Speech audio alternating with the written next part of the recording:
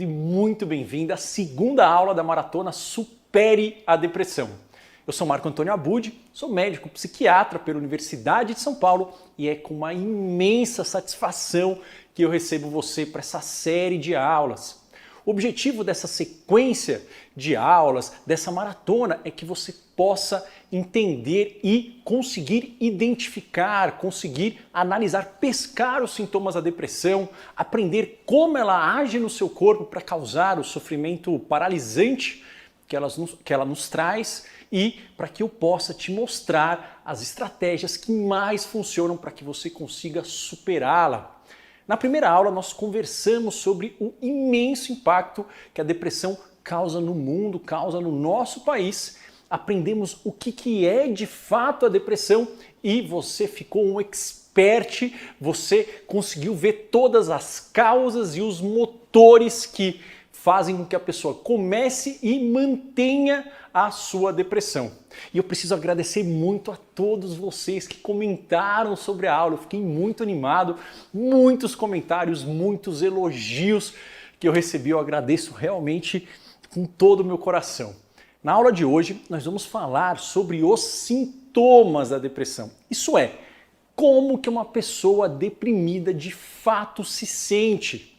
Além de, claro, poder ensinar para você, ou seja, você vai aprender também mais uma técnica para que você possa começar a se libertar dos pensamentos negativos da depressão e aumentar a sensação de prazer no seu dia a dia. Então, fica comigo até no final da aula que nós vamos ter essa técnica que vamos praticar juntos para que você possa já colocar no seu dia a dia e começar a mudar o quebra-cabeça da sua depressão, começar a reorientar os motores para que você possa sair do quadro depressivo, tá? Então fica comigo para a gente praticar junto. Bom, mas para eu falar sobre os sintomas, eu gostaria de começar contando uma história de uma paciente que eu atendi há alguns anos atrás, um pouco depois de eu ter terminado a minha residência médica em psiquiatria. Eu vou chamar essa paciente de Thelma, é um nome fictício para que eu possa preservar o sigilo, mas é baseada nesse caso real que eu atendi. Ela era uma professora, né? Ela é uma professora de ensino médio, ela é aposentada, ela tinha na época 56 anos. Quando ela me procurou, ela dizia que ela sentia uma angústia, um aperto aqui no peito, quase que constante, como se estivesse comprimindo o meio do peito. Além disso, ela não conseguia mais sentir alegria. Ela disse que ela não conseguia se lembrar de como era ser feliz. Ela não conseguia entender quando ela via outras pessoas na rua sorrindo, como que essas pessoas estão fazendo isso. Incomodava ver essas outras pessoas sorrindo e falando muito. Ela sentia muitas dores pelo corpo, apesar de ter feito vários exames e estavam todos normais. Ela dizia que também não tinha força para mais nada, era uma tortura cuidar de todas as tarefas domésticas, dobrar a roupa, passar a roupa, lavar a louça. A pilha de louças, aliás, se acumulava constantemente na cozinha. Ela me falava isso, que ela olhava aquela pilha de louça, vinha a culpa e a angústia. Ela não conseguia fazer nenhum serviço doméstico, mesmo não estando mais trabalhando. E ela falava que o marido brigava com ela por conta disso e a culpa aumentava. Resumindo, ela se sentia culpada o tempo todo. Eu lembro que ela falava: doutor, mas ele tem razão mesmo, porque eu sou preguiçosa, eu olho essa pilha de louças, a casa está suja, eu não consigo. Ele está certo, eu sou mesmo uma pessoa preguiçosa. Ela vinha de uma família mais humilde, lá de Belém do Pará. Ela tinha 4 irmãos, 3 irmãos mais velhos. Ela me contou que era uma aluna razoável na escola, era um pouco tímida e que lembra de ter sofrido um abuso sexual aos 11 anos de idade. E que nunca tinha tido coragem de contar para ninguém. Ela sempre foi muito dedicada nos estudos, e então ela conseguiu se formar, conseguiu fazer magistério. Ela se casou a primeira vez aos 23 anos, veio para São Paulo com o marido, depois acabou se divorciando dele aos 40 anos, porque falou que ele era muito grosso, muito crítico, tinha o hábito de beber frequentemente, tinha alguns episódios de agressão. Ela me falou que ao longo da vida ela teve alguns momentos de angústia, alguns momentos de insônia, alguns momentos de ansiedade. Isso durava 1, 2 semanas e iam melhorando ao longo do tempo. Ela tocava a vida dela, ela seguia o trabalho, criou 2 filhos que estavam com 27 e 22 anos. Aí ela se casou depois novamente, o trabalho de professora era estressante, ela não se sentia muito valorizada, mas o seu novo parceiro era mais carinhoso, era mais apoiador e isso dava forças para ela. Ela teve a menopausa aos 45 anos e foi na mesma época em que ela descobriu que estava com pressão alta e pré-diabetes. Ela não tinha mais tempo nem de cuidar da alimentação, nem de fazer a atividade física que o cardiologista tinha orientado para ela. Ela falou que então, desde esse momento, dessa pré-menopausa, do diagnóstico de pressão alta, ela começou a ficar cada vez mais desanimada. Ela falou que não conseguia mais se concentrar como antes. Era difícil ler um livro até o final, sendo que ela sempre gostou de ler. Ela começou a ter uns momentos, uns episódios em que ela acordava no meio da noite, angustiada e não conseguia mais dormir. E isso foi ficando cada vez mais frequente. Ela estava cada vez mais cansada, parecia que ela tinha que arrastar o corpo dela para fazer tudo na vida. Ela via suas colegas, as professoras rindo, fazendo piadas e, como eu falei, isso incomodava muito porque ela não via mais graça em nada. E há 1 ano atrás, antes da consulta, ela se aposentou e um dos seus filhos saiu de casa, foi morar fora. E aí parece que tudo foi piorando, ela ficou se sentindo cada vez mais sozinha, mesmo estando com o seu marido, seu outro filho em casa, e começou a se sentir culpada por estar se sentindo mal. Ela se culpava por estar sofrendo. Ela tinha passado num médico antes de me procurar e o médico deu fluoxetina 20 mg e o bromazepam, que é o famoso Lexotan 3 mg. Ela falou que ajudou um pouco no sono, mas não melhorou muito mais do que isso. Ela sentia que não tinha mais sentido nas coisas. Ela falou que não tinha mais sentido em continuar viva. Esse foi o cenário na primeira vez que eu encontrei com a Thelma há muitos anos atrás.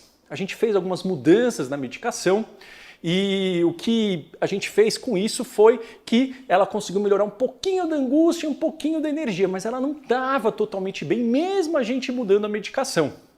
Então, eu falei para ela algumas estratégias, que nós poderíamos tanto aumentar a dose do remédio ou adicionarmos uma outra abordagem não medicamentosa, que incluía algumas mudanças de vida, alguns hábitos diferentes e alguns tipos de treinamentos para melhorar a comunicação, os relacionamentos, melhorar o padrão de pensamentos. Então, eu ofereci para ela, a gente pode aumentar a dose do remédio ou fazer essa abordagem de padrão de pensamentos e estilo de vida. Como ela tinha tido uma perda total da libido com o antidepressivo, com a fluoxetina, ela quis essa segunda opção. Então, nós fizemos esse plano e ela se comprometeu a isso. A Thelma, ela assumiu essa responsabilidade. E assim, ela foi recuperando o sabor pela vida. Eu lembro que a cada consulta ela estava com o rosto mais vivo, mais iluminado, com mais expressão, com aquele brilho sendo recuperado nos olhos.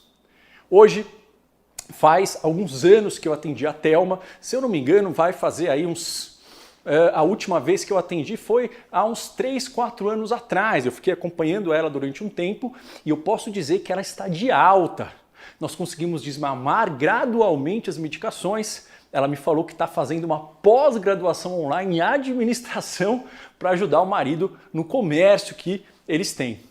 Bom, se você se identificou pelo menos em parte com o caso da Thelma, ou enfim, com algum tipo de sintoma, de sensação que ela referiu, eu quero dizer para você que existe esperança de sair desse quadro.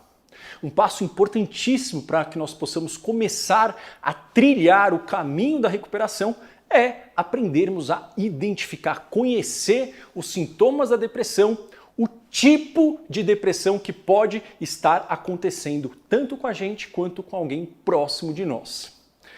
Os sintomas da depressão, eu gosto de dizer, afetam 4 principais esferas da nossa vida que eu vou mostrar para vocês. Afetam o nosso humor, o nosso modo de pensar, então humor, pensamentos, o nosso corpo físico e interação com as pessoas. Humor, pensamento, corpo e interação com as pessoas. A depressão, ela mina, ela ataca essas 4 esferas.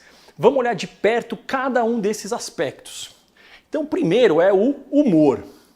Primeiro vem a tristeza. Todo mundo associa a depressão à tristeza. A tristeza é a ponta do iceberg. Quem teve depressão sabe que a tristeza não é o que mais dói, mas costuma vir acompanhado. Uma tristeza que é mais intensa, que dura mais tempo, que não vai embora, é mais constante. Principal, a gente falou na última aula, a perda do gosto, do sabor pela vida, do sentimento de prazer. Uma diminuição de ânimo, de vontade de fazer as coisas, de vontade de agir sobre o mundo. E pode vir também alguns sintomas de ansiedade, algumas crises de palpitação, de sensação de sufocamento. Mas na depressão esses sintomas eles não são mais importantes do que essa perda de prazer e essa perda de motivação para fazer a maioria das atividades. Bom, que tipo de pensamentos o cérebro depressivo produz? Automaticamente, não adianta a gente falar para uma pessoa com depressão para ela parar de pensar desse jeito. Provavelmente ela não vai conseguir e ela vai se culpar por não estar conseguindo. Então, como é que é o pensamento do cérebro depressivo? A autocrítica, marca registrada. Eu não faço nada direito, eu sou um fracasso, eu sou uma pessoa menos valiosa do que os outros. O sentimento de culpa, ou seja, as coisas que ocorreram é culpa minha e não é culpa da minha ação, é culpa da minha pessoa. Não é que eu fiz algo errado, é que eu sou errado. Sentimento de desesperança, não tem como melhorar, eu vou sofrer para sempre. Ruminações sobre o passado e futuro. O que é isso? São pensamentos improdutivos que ficam indo e voltando sobre historinhas do passado e do futuro que não levam a nenhuma resolução. A pessoa ela fica presa naquilo, só que ela não consegue parar. Pensamento de fuga, eu quero ir para uma ilha deserta, para o mundo que eu quero descer, eu quero dormir e não acordar mais. Ele é um embrião de um pensamento de morte. E uma diminuição da concentração e da velocidade de raciocínio. Nós vimos isso na última aula, que está muito relacionada à diminuição dos caminhos da conversa entre um neurônio e outro. Aqui agora no corpo, o que acontece no corpo de alguém com depressão? Falta de energia e cansaço. Então, parece que a pessoa está andando no mar de lama, ela está ali num barro grosso e tentando se mexer e parece que tudo está puxando ela para trás. Parece que os músculos estão pesados. Alguns tipos de depressão, tem a depressão bipolar, tem um sintoma chamado paralisia em chumbo. Parece que a pessoa ela tem chumbo no músculo, ela não consegue mexer. Angústia. Angústia também é um dos fatores mais característicos. Angústia vem de um termo alemão, Angst, que quer dizer aperto. É como se pegasse, amarrasse aqui o esôfago, o coração e apertasse. Pode ser tanto no peito quanto aqui na garganta. Alterações de sono. A pessoa pode ter uma insônia, acordar no meio da noite e não conseguir dormir mais, ou ela pode ter um excesso de sonolência, dormir 14, 16 horas por dia e continuar cansada. Alterações do apetite. Tem pessoas que diminuem o apetite, perdem o paladar, parece que o alimento não desce. Tem outras pessoas que, pelo contrário, isso é algo que varia de uma pessoa para outra. Outras pessoas têm um aumento de apetite, principalmente para doces, para carboidratos. Queda de libido, e isso é muito difícil. Por quê? Porque a depressão diminui o prazer e a libido está dentro do prazer geral, diminui a libido. O problema é que a maioria dos antidepressivos, vou dizer 99% deles, pode causar e normalmente causa como efeito colateral também a perda de libido. Então, a libido é algo que é um desafio para quem tem depressão, tanto pelo próprio quadro quanto pelas medicações. E em alguns casos pode ter uma depressão mais agitada, uma depressão mais ansiosa. Vamos ver agora a interação social. Depressão, ela fere os relacionamentos, ela mina, ela ataca, ela agride a nossa capacidade de nos relacionarmos com as pessoas. Então, a depressão sofre e faz os outros sofrerem também, quem está em volta. Então, a pessoa ela fica insatisfeita com os relacionamentos. Eu sempre falo isso para todo paciente, toda paciente com depressão. Não toma nenhuma atitude sobre o seu relacionamento antes de melhorar da depressão. Por quê? Porque você vai pensar com mais clareza e você vai conseguir ver se aquela insatisfação era com o relacionamento ou era uma insatisfação com a vida e o relacionamento estava dentro disso. Então a pessoa ela não consegue ver graça em nenhum tipo de relacionamento.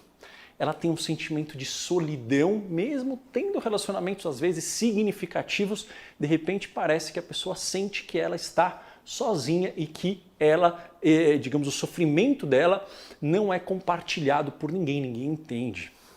A pessoa começa a evitar convites para festas, para reuniões, isso você pode ver em parentes seus, poxa, a pessoa começava, ela gostava de interagir, agora ela recusa, está sempre dando uma desculpa.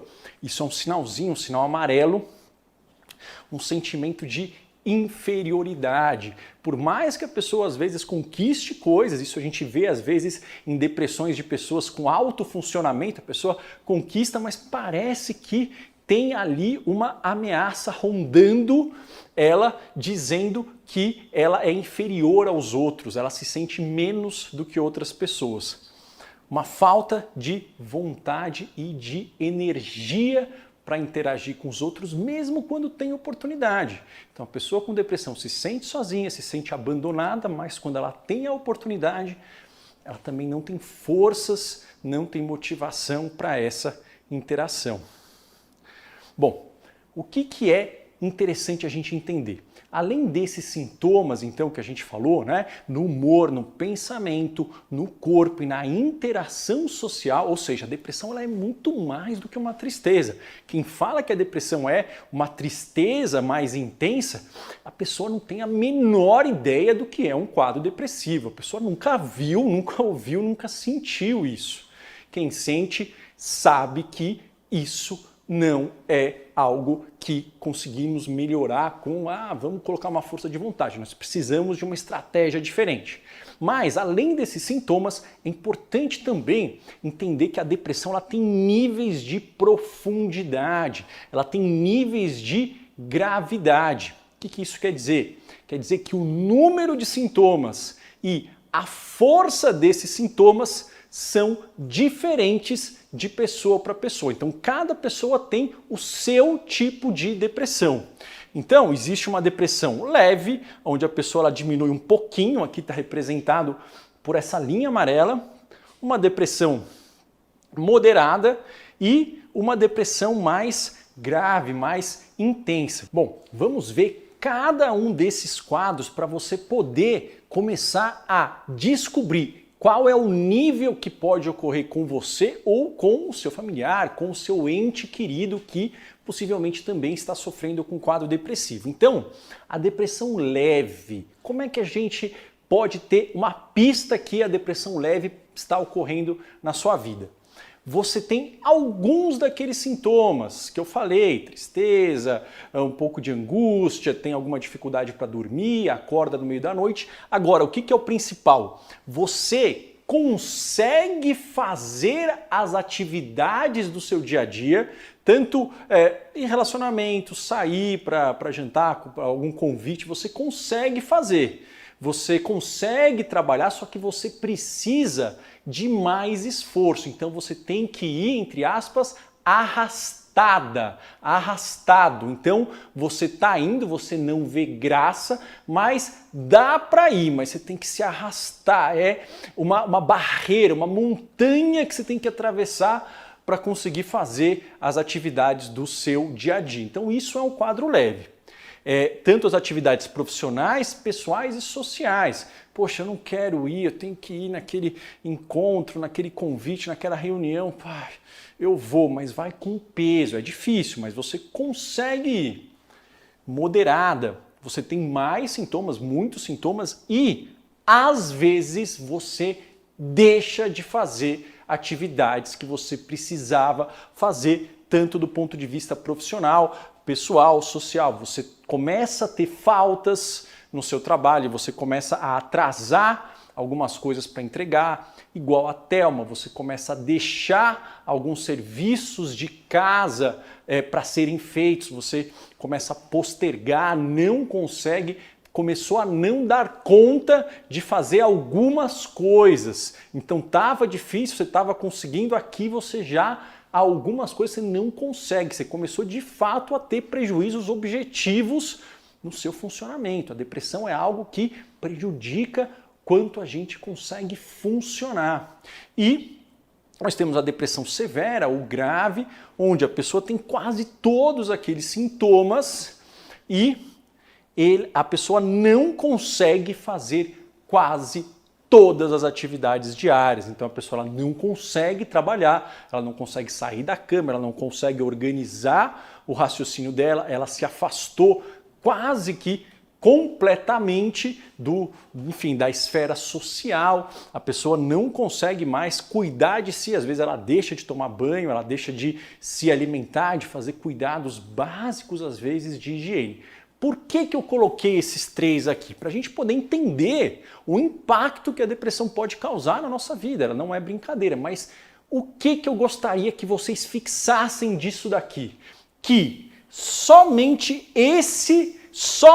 na depressão severa, somente na depressão grave, nós sabemos comprovadamente que o antidepressivo é melhor do que outras estratégias naturais. Ou seja, aqui é que, teoricamente, o antidepressivo teria um papel importante. Aqui e aqui, o antidepressivo não se mostra superior a outras abordagens. A Thelma, que eu contei a história, ela estava aqui. Ela tentou um pouco o antidepressivo, a gente poderia tentar aumentar, mas ele melhora um pouco da angústia, ele melhora um pouquinho da energia, ele não melhora todo esse funcionamento. Daria para tratar sem antidepressivo, tanto é que ela melhorou com outras abordagens. Agora, mesmo quem está aqui, que tem que tomar um antidepressivo, e isso não é errado, não é demérito nenhum. Por quê? Porque é um sofrimento muito intenso. A ideia é que o antidepressivo, ele permite a gente fazer as outras mudanças para tirar os motores e desmontar o quebra-cabeça. O antidepressivo atua num dos motorzinhos só. Ele não atua no resto. Então, o único tipo de depressão no qual a medicação ela se mostra de fato totalmente necessária é nesse. O problema é que um monte de gente toma para esses daqui, toma um pouquinho e não faz mais nada, e aí a depressão ela vai se mantendo e aí todo mundo acaba chegando aqui. No meu consultório, hoje em dia eu vejo muito esses quadros. Por quê? Porque esses daí eles já foram piorando, mas é isso que a gente está começando a mudar agora, certo? Bom, agora que você já conhece os sintomas, os níveis de gravidade da depressão, é importante que você também conheça uma técnica que eu vou passar para você, que eu utilizei com a Thelma e ajudou ela. Claro que não foi sozinho, não foi a única técnica, mas é uma técnica muito importante, que é uma técnica chamada de escrita expressiva. Como é que funciona isso? Bom, a escrita expressiva é uma técnica comprovada, então é uma técnica que se mostrou eficaz, não é só uma boa ideia que eu tive deitado na minha cama falando, acho que isso pode ajudar. Não, isso é testado e, é claro, sozinha talvez não faça toda a mudança que a gente quer, mas ela já começa a mudar o padrão de pensamentos, a fazer aquele neurônio se conectar com o outro de uma forma melhor. Então, ela começa essa mudança e pode ser que ela já comece isso dentro de você. Então ela é uma das técnicas que eu utilizei com a Thelma, que eu utilizo também nos meus treinamentos, incluindo no treinamento para mentes depressivas. Então a escrita expressiva é uma técnica comprovada que envolve escrever sobre pensamentos e sentimentos relacionados a alguma experiência traumática ou alguma situação muito difícil e muito estressante que ocorreu com você. Como eu disse, várias pesquisas em saúde mental demonstram que essa técnica ajuda na diminuição tanto de sintomas depressivos e sintomas ansiosos.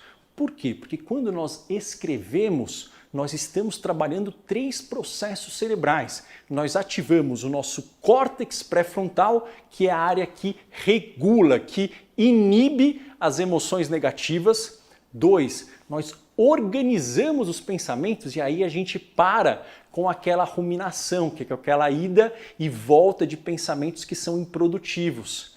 E, em terceiro lugar, nós criamos uma distância e um significado para o evento que ocorreu. Quando a gente consegue colocar aquele evento de uma forma um pouco mais distante, porque a gente colocou no papel e a gente dá um significado para aquilo, faz com que a memória ela consiga juntar aquela informação e aí aquele evento não fica voltando o tempo todo na nossa mente. Então vamos trabalhar juntos. Primeiro passo, então, é você achar um local reservado, sentar numa cadeira, de preferência sozinho, num lugar onde você não vai ser interrompido ou interrompida, com papel e uma caneta.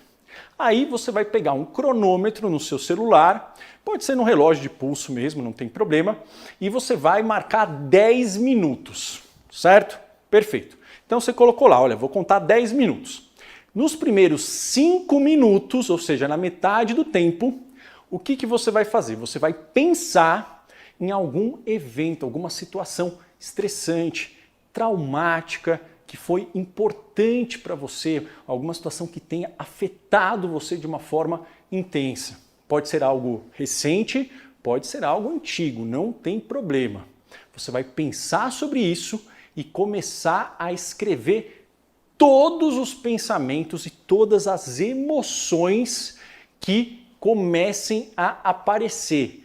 Ou seja, você pode se deixar levar por qualquer coisa que passe na sua cabeça, qualquer emoção, ninguém vai ler isso, tá? A gente não vai mostrar para ninguém. Então não precisa ter letra bonita, não precisa ter uma história organizada, pode escrever toda emoção, todo pensamento que vier na sua cabeça. Você pode colocar também outras pessoas que estavam presentes, o seu relacionamento com elas, pode falar de pais, de parceiros, de amigos, de parentes.